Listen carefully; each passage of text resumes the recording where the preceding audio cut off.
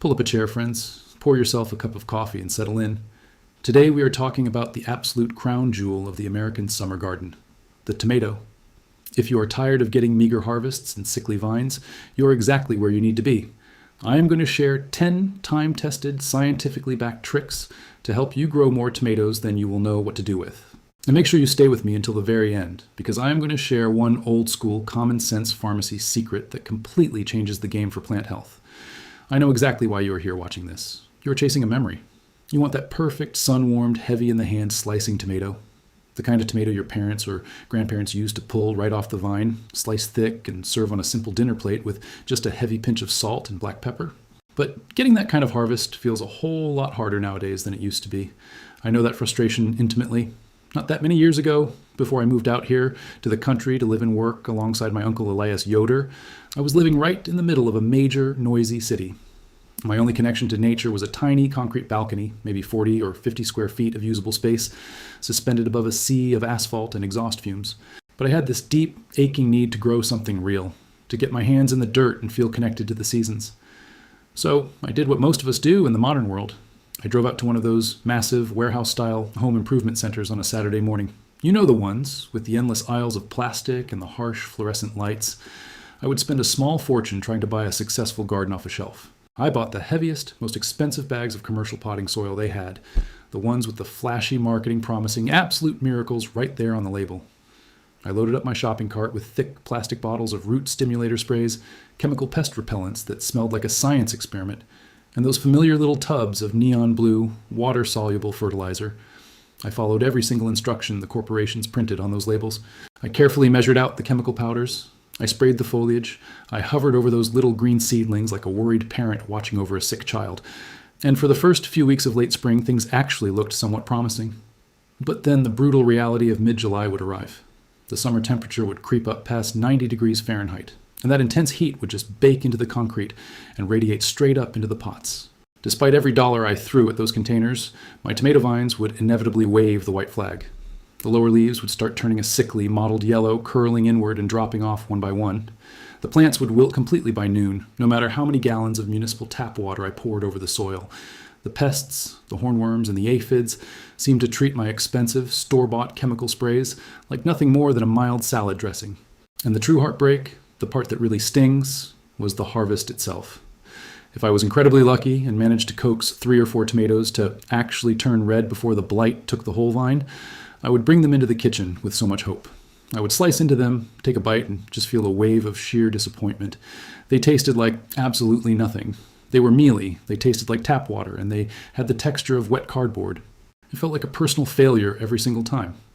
Here I was, a grown man with a steady job, entirely unable to keep a simple vine alive, even after spending upwards of $100 on supplies just for a few patio pots. It leaves you feeling hollowed out and disconnected from the land, does it not? You put in the honest sweat, you spend your hard-earned money trying to reconnect with the earth and your family heritage, and the modern gardening industry just leaves you high and dry. You are left standing there, holding a plastic jug of expensive blue chemicals, staring at a dying plant, and wondering if the honest old ways of growing real food were simply lost to the history books. That cycle of frustration finally broke for me when I left the city behind and moved out here to Lancaster County, Pennsylvania. I needed a reset, a different pace of life, and I found it living and working alongside my uncle Elias Yoder and his family. The Yoders are traditional Amish farmers, folks who have been tending this exact same stretch of earth for generations. They do not rely on the power grid, they do not have smartphones buzzing in their pockets, and they certainly do not spend their Saturday mornings wandering the aisles of those big box home improvement stores. I will never forget the first time I walked out to Uncle Elias's main vegetable patch early one morning in mid-August. The sun was just starting to burn off the thick Pennsylvania dew, and the air smelled like rich soil and sweet clover. I stood at the edge of his garden and was completely paralyzed by awe. Stretching out before me were rows upon rows of the most magnificent tomato plants I had ever laid eyes on. They were massive, easily towering 6 or 7 feet into the air, with thick, sturdy main stems that looked like young tree trunks. The leaves were a deep, vibrant forest green, completely free of the yellow spots, blights, and curling edges I was so terribly used to seeing on my own balcony. And the fruit, my goodness, the fruit. The vines were practically groaning under the sheer weight of these massive, deeply ribbed ruby red tomatoes. They were so heavy that the plants had to be tied tight to stout wooden posts just to keep from snapping in half. What struck me the hardest, standing there in the morning quiet, was what was completely missing from the scene. There was no expensive automated plastic drip irrigation tape snaking through the rows. There were no plastic tubs of neon fertilizers sitting at the edge of the field. There were absolutely no synthetic pesticide sprays. Uncle Elias was not using a single thing that the modern gardening industry insists we absolutely must buy in order to be successful. I asked him what his secret was, expecting some complex proprietary formula. He just chuckled, wiped his calloused hands on his thick denim work pants, and pointed straight down at the dark, crumbly soil. He told me that his father and grandfather had taught him how to build the dirt back when the entire country was crawling its way out of the Great Depression. Folks back then, especially in these rural farming communities, did not have the luxury of buying a quick fix in a plastic bottle. They had to be profoundly frugal, immensely resourceful, and they had to work in harmony with what the good earth provided, or they simply did not eat. Then he reached into his pocket and showed me a handful of tiny dried seeds, carefully folded into a piece of wax paper. He explained that he'd saved those seeds from his absolute best, sweetest tomatoes from the previous summer. In fact, his family had been saving seeds from that exact same lineage of tomatoes since the days of the Eisenhower administration, over 6 decades of careful, patient selection. Those plants had adapted perfectly to this specific soil, this specific valley, and this specific weather, passed down carefully from one generation to the next, like a cherished family heirloom. It was a profound epiphany for me. I realized right then and there that true gardening, the kind that yields those unforgettable sweet summer tomatoes we all crave, is not about what you can purchase with a credit card. It is a quiet, patient partnership with the land. It is about understanding the heritage of a simple seed and respecting the natural rhythms of the earth. The modern world tries to sell us convenience and instant gratification, but out here on the farm, I learned that the real miracles happen when we step back, slow down, and trust the quiet wisdom of the old ways. Seeing how Uncle Elias operated really opened my eyes to a rather hard truth about the modern gardening industry. It is a truth that might sting a little, especially when you think about how much of our hard-earned money we have handed over to them over the years. But we need to speak plainly about this because understanding the problem is the only way we can fix it. The blunt reality is that the massive agricultural corporations, the folks packaging those shiny products lining the shelves at the garden center, do not actually want you to be self-sufficient. If you can grow a bumper crop of tomatoes, save your own seeds, and naturally build up the fertility of your soil using what you already have on your property, you do not need to buy anything from them. And to a multi-billion-dollar industry, an independent, knowledgeable gardener is simply a lost customer. Take the seeds, for example. I mentioned how my uncle saves his seeds year after year. Most of the tomato seeds you buy at the big retail stores today are heavily patented hybrids. They are bred specifically for commercial transport and long shelf life at the grocery store, not for that rich backyard flavor we all remember. But more importantly, the biology of those hybrid seeds is intentionally designed so that you cannot save them. If you try to save a seed from one of those store-bought hybrid tomatoes and plant it the following spring, you will likely get a weak, unproductive vine, or something entirely different from what you planted the year before. They strip away your ability to build a self-sustaining garden, forcing you to go right back to their seed racks and open your wallet every single spring. And then there is the soil. We are constantly told by clever television commercials that we need to buy those tubs of synthetic, water-soluble fertilizers to get a good harvest. What they do not tell you is what those chemicals actually do to the earth beneath your feet. Those commercial fertilizers are heavy in synthetic salts. When you mix that powder with a gallon of water and pour it over your plants, you're essentially giving the tomato vine a massive, unnatural sugar rush. The plant might look remarkably green and shoot up quickly for a week or two, but beneath the surface, a disaster is happening. The harsh salts in those chemical fertilizers literally scorch the delicate ecosystem of the soil. They burn up the naturally occurring beneficial bacteria. They destroy the microscopic fungi that the plant roots desperately need to absorb water. And they make the soil so toxic and inhospitable that the earthworms, the very creatures responsible for naturally aerating and enriching the dirt, pack up and leave entirely. When you use those synthetic chemicals, you are systematically killing the living biology of the soil, turning rich, living earth into dead, sterile dirt. And once your soil is dead, the plant becomes entirely dependent on the chemical fertilizer just to survive. It is a vicious, endless cycle. They have designed a system that treats you not as a proud, independent steward of your own backyard, but as a trapped, recurring subscriber to their chemical programs. They sell you the seeds you cannot save, and they sell you the chemicals that destroy your soil, ensuring you have to come back and buy more the next time around. It is a brilliant business model for the boardrooms, but it is an absolute tragedy for the American gardener. Now, Uncle Elias does not have a fancy degree in botany or agricultural science hanging on his living room wall. He does what he does out in the fields because it is a rhythm passed down through his family, an intuitive understanding of the earth born from decades of calluses and honest sweat. But as I spent my evenings sitting on his porch, reading through old soil science textbooks and university agricultural extensions, I started to realize something incredible. The old-timers were not just acting on blind faith. Modern science completely backs up every single one of those traditional, frugal methods. Let us break down exactly why these old ways work so well without getting bogged down in overly complicated laboratory jargon. We will start from the ground up, literally. If you look closely at the main stem of a young tomato seedling, you will notice hundreds of tiny, fuzzy white hairs running all the way up the side. In botanical terms, those are called adventitious roots. They are essentially roots waiting to happen. The old farm wisdom tells us to bury that plant incredibly deep. When those tiny hairs make direct contact with the dark, moist earth, they transform. They shoot out into the soil and become a massive secondary root system. You are taking a delicate little seedling and giving it the underground anchor of a small oak tree, ensuring it can stand strong against those sudden, violent summer thunderstorms that tend to roll through in late July. Then, there's the matter of feeding those roots. Instead of pouring synthetic liquid fertilizers over the dirt, we add a simple spoonful of organic rock phosphate, or finely powdered steamed bone meal right into the planting hole. Here is the fascinating biology behind that. You are not actually feeding the tomato plant directly. You are feeding the soil biology, specifically a type of beneficial network called mycorrhizal fungi. Think of this fungus as a microscopic underground internet cable. It attaches itself to the tomato roots and spreads out for feet in every direction, far beyond where the plant could reach on its own. It acts like an extension cord, gathering up hidden pockets of moisture and trace minerals deep in the earth and feeding them right back to the tomato. In exchange, the tomato gives the fungus a little bit of natural sugar. It is a perfect, beautiful partnership that big ag chemicals completely destroy. Understanding this underground pipeline also explains one of the most frustrating things we face as gardeners: blossom end rot. You know the feeling. You go out to check a beautiful green tomato, only to turn it over and find an ugly, sunken black spot rotting away the bottom. For years, folks have been told that this means their soil is out of calcium. So we rush to the store and buy expensive calcium supplements. But the science tells us a different story. Most backyard soil has plenty of calcium. The problem is a transportation issue. A tomato plant takes up calcium through water. If you let your soil completely dry out during a hot afternoon and then flood it with the garden hose the next morning, that inconsistent watering shuts down the plant's internal plumbing.